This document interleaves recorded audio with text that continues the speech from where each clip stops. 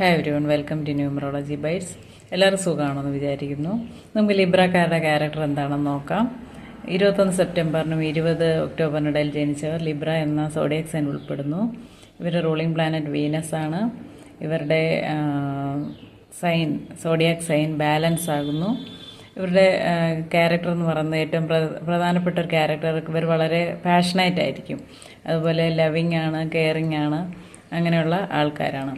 പക്ഷേ പെട്ടെന്ന് ഇവർക്ക് ദേഷ്യം വരുന്ന സ്വഭാവത്തിലാണ്, പെട്ടെന്ന് തന്നെ കൂളാകുകയും ചെയ്യുന്നൊരു ക്യാരക്ടറാണ്.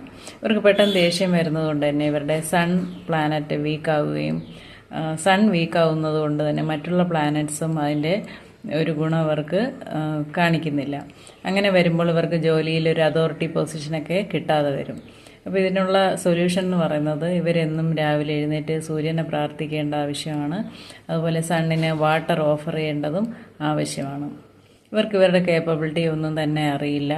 ഇവരുടെ പൊട്ടൻഷ്യൽ ഇവർക്ക് യൂട്ടിലൈസ് ചെയ്യാനുള്ള കഴിവുകളുമില്ല. ഇവർ വളരെ ക്രിയേറ്റീവായിട്ടുള്ള ആൾക്കാരാണ്. വളരെ ശാന്തമായിട്ടുള്ള സ്വഭാവമൊക്കെ ഉള്ള ആൾക്കാരാണ്.